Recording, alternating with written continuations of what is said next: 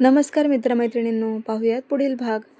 आजपर्यंत एकही रात्र अशी नव्हती ज्या रात्री तिने अश्रू गाळले नव्हते की तिला सुखाची झोप लागली होती. पण आज असं काही घडलं होतं की त्या खुशीने, त्या स्वप्नमय विचारांनी तिला झोपूच दिलं नव्हतं. प्रियाला रात्री जे काही घडलं यावर विश्वास बसत नव्हता. तिला कधीच वाटलं नव्हतं की तिला प्रेमही होईल आणि तिला भूतकाळ ऐकूनसुद्धा एखादा मुलगा तिच्या प्रेमाचा स्वीकार करेल. पण ते झालं. सारांशने तिला शिकविलं की प्रेम ही सुंदर भावना असते. मग त्या व्यक्तीच्या आयुष्यात काय घडून गेलं याला काहीच अर्थ नसतो. उलट प्रेम हे वर्तमानात जगून भविष्याची स्वप्न पाहायला शिकवतं. प्रियानेही काही स्वप्न आज स्वतःहून पाहिली होती आणि म्हणूनच कदाचित ती रात्री झोपलीच नव्हती. डोळ्यात अश्रूही होतेच, पण आनंदाने असा आनंद ज्यासमोर सर्व दुःख नश्वर वाटू लागतात. तिला स्वतःच्या भावना आवरता येत नव्हत्या. म्हणून पहाटे 5लाच तिने त्याला टेक्स्ट मेसेज केला. सारांश, थँक्यू सो मच माझ्या आयुष्यात येण्यासाठी आणि इतक्या सुंदर भावना जगू देण्यासाठी. तुला कळणारच नाही मी आज काय आणि काय विचार करत आहेस. वाटत आहे जणू आज मला सर्वच मिळालं. आता मरण आलं तरी चालेल. तिने मेसेज सोडून दिला आणि फ्रेश व्हायला बाहेर आली. मावशीही त्यावेळी उठली होती. मावशी, फ्रेश होत नाहीस? तो तिने चहाचा कप त्यांच्या हाती दिला. मावशी प्रियाकडे बघून शॉक होती. कारण गेल्या 7 वर्षात प्रियाला मोरासारखं थुईथुई नाचताना त्यांनी कधीच बघितले नव्हतं. त्यांनी तिला न्याहाळून बघितलं आणि त्यांच्याच डोळ्यावर विश्वास बसेना. प्रियाचं शरीर तर तेच होतं, पण आज काहीतरी बदललं होतं हे त्यांनी हेरलं आणि त्यांच्याही मनात समाधानाची लकीर उमटून गेली. तर प्रिया पायात पैंजण घालून घरभर फिरत होती. तिच्या पैंजणांच्या आवाजाने घरात घननाद होऊ लागला आणि तो आवाज जणू सर्वांना सुखावू लागला. तसा शुभम फार उशिरा उठत असे, पण आज प्रिया त्याला जाणूनच उठवायला गेली होती. तो उठत नाहीये म्हणून त्याच्या डोक्यावर पाणी मारत तिने त्याला उठवून घेतले. शुभम आधी तर ओरडलाच होता, पण तिचा चेहरा पाहतच शांत झाला. तो उठला आणि ती पैंजणांचा छन छन आवाज करत किचनमध्ये पोहोचली. शुभम फ्रेश होऊन हॉलमध्ये पोहोचला होताच की त्याला म्हणाली, घ्या बंधुराजे आपला कडक चहा. आणि हसून पळत जाणार तेवढ्यात शुभमने तिचा हात पकडला आणि तिला म्हणाला, दीदी थैंक यू, पर आज आपके तेवर बदले बदले नजर आ रहे हैं, जरा हमसे भी फरमाइए आपके खुशी की दास्ता. आणि ती डोळे मिचकावत म्हणाली, बंधुराजे आपण चहा घ्या, तो थंड होतोय. मी पुन्हा गरम करून आणणार नाही हा. हो, मी आनंदी आहे, पण काही खास कारण नाही. आज खूप दिवसांनी मन करत आहे छान सैरभैर उडावं आणि सारं आभाळ व्यापून टाकावं. तिच्या चेहऱ्यावर पसरलेला आनंद शुभमला दिसला आणि त्याने लगेच तिचा हात सोडला. तेव्हाच तिच्या लक्षात आलं की सारांचा रिप्लाय आला असेल. म्हणून पुन्हा धावतच बेडरूमला पोहोचली आणि मोबाईल घेतला. सारांचा रिप्लाय येऊनच होता. ती मेसेज वाचू लागली. काय गं, झोपली होतीस की नाही? पहाटे पहाटे मेसेज केला आहेस म्हणून म्हटलं. सारांश तिने क्षणभरही वाट न पाहता त्याला रिप्लाय दिला का, झोपावं बरं. मी तर रात्रभर तुझ्या शब्दांना आठवत होतो. आणि सारांश, तुझ्या आवाजात पण खूप जादू आहे. किती सुंदर समजावून सांगतोस ना तू, माझी गोड जिलेबी. आणि सारांश गमतीत म्हणाला, फक्त खाऊ नको म्हणजे झालं. उगाच लोक बघतील. आता तर खाणारच आहे बघ. खूप बोलत आहेस ना तू. भेट फक्त, मग सांगते तुला. प्रिया, बरं बाई, तुला हवं ते कर.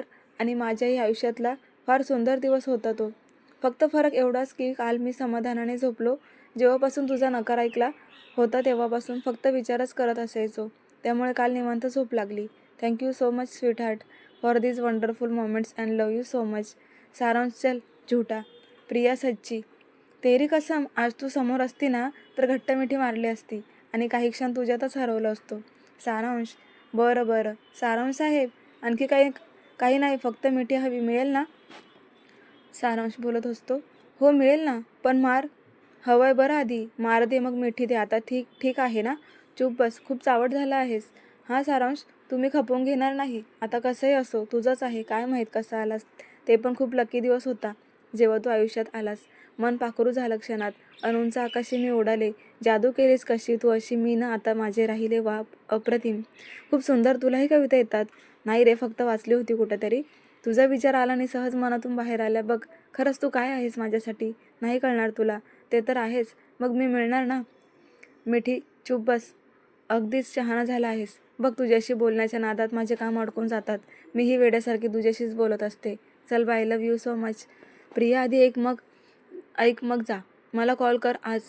कसंही मला बोलायचं आहे तुझ्याशी आज. सॉरी सारांश, पण कॉलवर बोलणं शक्य नाही. घरात सर्व असतात रे. प्लीज ना. प्रिया, मी जास्त वेळ घेणार नाही, फक्त काही मिनिटे. सारांश, दुपारी तर शक्य नाही, पण एक काम करते, सायंकाळी भाजीपाला आणायला जाते आज, मग आपल्याला बोलता येईल.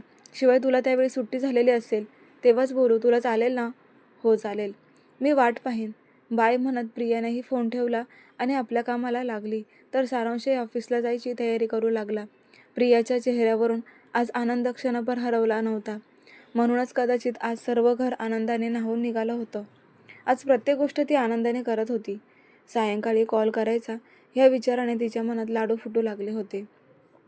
पण ती त्यातलं कुणाला काहीच सांगत नव्हती. परंतु काहीतरी झालं असल्याचं सर्वांच्या लक्षात आलं होतं. सायंकाळ झाली होती. सारांशचे 2-3 मेसेज आले होते. तर ती थोड्या वेळात कॉल करते म्हणून त्याला सांगत होती. पण त्याला धीर मात्र नव्हताच. शेवटी ती तयारी करून घरून निघाली. त्याला कॉल करायचा या विचाराने तिचे हार्टबीट वाढले होते. तिने त्यांना आवर घातला आणि त्याला कॉल लावला. 1 सेकंद पण रिंग गेली नव्हती की तो फोन उचलत म्हणाला, किती उशीर, केव्हाची वाट पाहतोय मी तुझ्या कॉलची. ती हळव्या स्वरात म्हणाली, सॉरी. मुलांची ट्युशन घेऊन बाहेर निघायला वेळ लागला. त्यात तयारी वगैरे करायला थोडा वेळच झाला. सॉरी.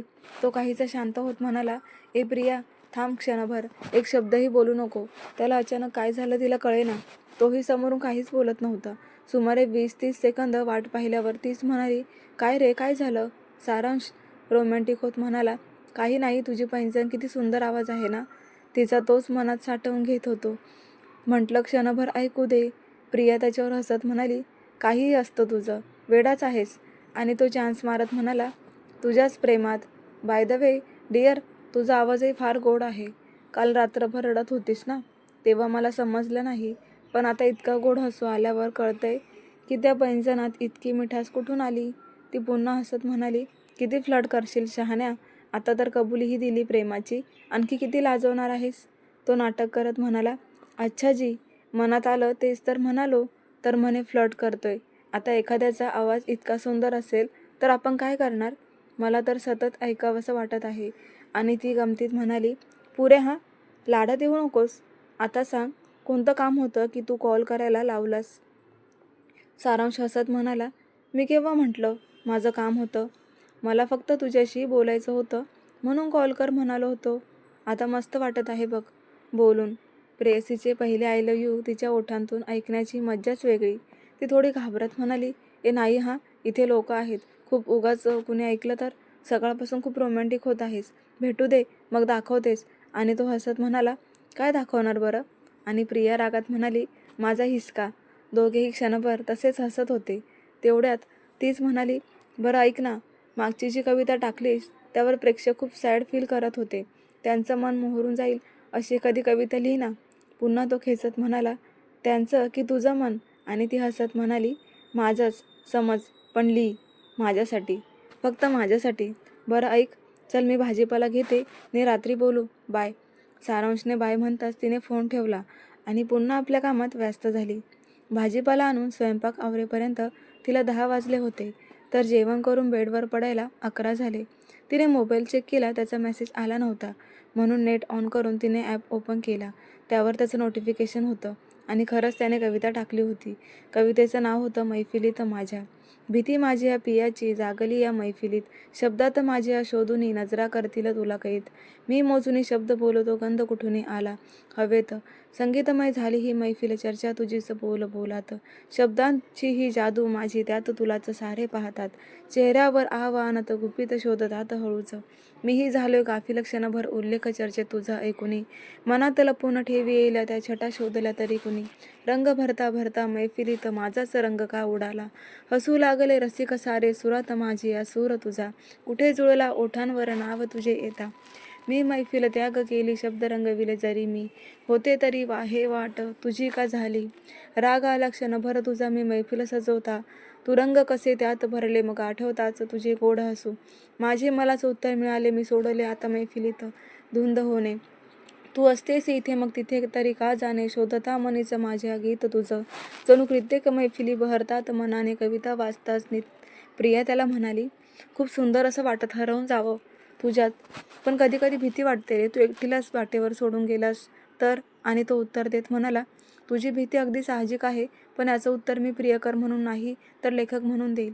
प्रिया, जेव्हा व्यक्ती प्रेमात पडतो ना, तेव्हा फक्त तो एका बाजूने विचार करतो की तो आयुष्यभर माझ्यासोबत असेल तर. कदाचित ते योग्यच आहे, पण त्याच वेळेला हा विचार केला की पुढे नाते समोर गेल्यावर ते मला एकटंच सोडून गेला तर. जर हा विचार आल्यावर मनात वाटतं असेल की हे सर्व सहन करून खूप त्रासदायक जाईल, तेव्हाच आपण त्या वाटेवर पाऊल टाकू नये. या उलट परिणाम माहीत असतानाही पुढे जाण्याचा निर्णय घेतला तर कदाचित तो कुठल्याही कारणाने सोडून गेला तर फार त्रास होणार नाही. कारण मनात कधीतरी तो सोडून जाईल हा विचार आपण केलेला असतो. त्यामुळे त्या दुःखाची तीव्रता नक्कीच कमी होत जाईल. आपण सुखी स्वप्न पाहण्याच्या नादात तो नसेल तर काय होईल याचा विचार करणे सोडून देतो.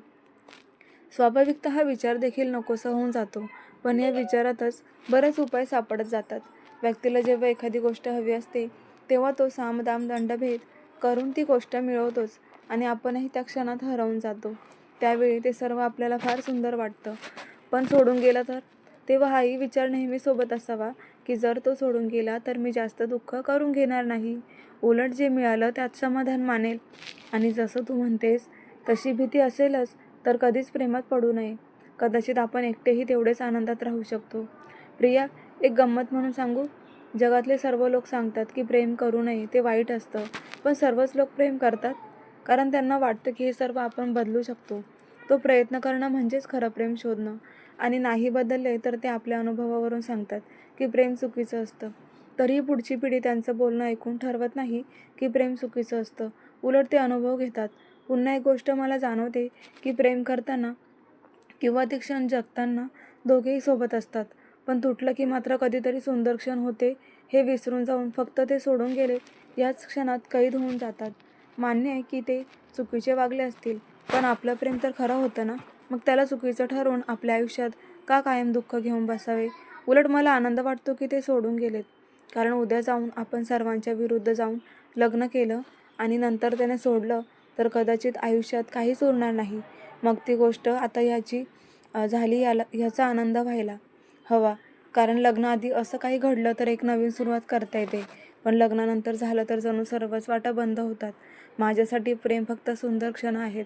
आज खूप चांगला वागणारा उद्या बदलू शकतो आणि तो बदलणार नाही हे जगातील कोणतीच व्यक्ती सांगू शकत नाही. मग तो सोडून गेला हे आठवून आयुष्यभर त्रास करण्यापेक्षा मी एका चुकीच्या व्यक्तीच्या तावडीतून सुटले ह्याचा आनंद व्हावा. आणि जर दुसरा तर्क पूर्णत्वास आला म्हणजे त्याने आयुष्यभर साथ निभावली तर मग काही प्रश्नच येत नाही. आणि मनात एकच विचार ठेवावा, जेव्हा कोणी अर्थात सोडून जातं तेव्हा भलाई तू गेला आहेस, पण तुझा विचार करून मी आता माझं महत्त्व कमी होऊ देणार नाही. उलट असं जगेन की तू म्हणशील ना की मी हिला सोडून सर्वात मोठी चूक केली आहे. आणि तिने वाचून मेसेज केला, बाबा सारांश की जय हो, इतकं सारं प्रेमाबद्दल कुठून शिकलास रे? एखादं काही विशेष पुस्तक आहे का? असेल तर मलाही ते वाचायला. आणि तो म्हणाला, प्रेम हा शब्द खूप मोठा आहे, त्याची एक व्याख्या होणे कठीणच. जेव्हा जेव्हा आपण प्रेमाबद्दल स्वतःचे अनुभव सांगतो तेव्हा त्यातून एक प्रश्न निर्माण होतो आणि त्यातून एक नवीन उत्तर म्हणून प्रेम ह्या शब्दाची व्याप्ती कुणालाच समजून घेता येत नाही. उलट ते समजून घ्यायचंच नसतं, जगायचं असतं.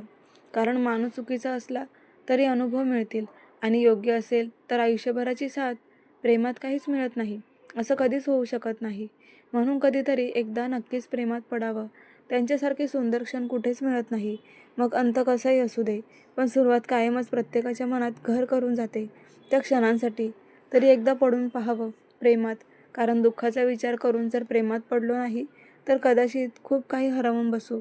आणि प्रिया, मला एक सांग, प्रेमाव्यतिरिक्त आयुष्यात दुःखच नसतं का? फक्त आपण कोणत्या दुःखाला किती महत्त्व देतो यावर बऱ्याच गोष्टी अवलंबून असतात. कदाचित लोकांनी मनात भरवलं आहे की प्रेम करून सर्वात जास्त त्रास होतो, म्हणून तो त्रास आपल्यालाही जास्त वाटतो. पण जर तुम्ही म्हटलं की प्रेमानेच काही सुंदर क्षण दिला आहेत तर कदाचित तुम्ही आनंदी असाल. बघ, आताही विचार करून तुला माझी भीती वाटत आहे की आनंद मी सोबत आहे त्याचा. आणि तुझं उत्तर, आपण तर फक्त मनाने जुळायचं ठरवलं आहे. मग जेव्हा मिळवण्याची इच्छा नाही तेव्हा सोडून जाण्याचा तुला त्रास होईल का? आणि ती हसत म्हणाली, मान गए बॉस, नाही आहे भीती आता तुला गमावण्याची. कारण तू शरीराने दूर गेलास तरी मनाने माझा आहे. भीती तिथेच असते जिथे अपेक्षा जास्त असतात. जगात सत्य स्वीकारून प्रेम केलं तर कदाचित आपण मनाने कायम एकत्र राहू. आणि तेच खरे प्रेम आहे.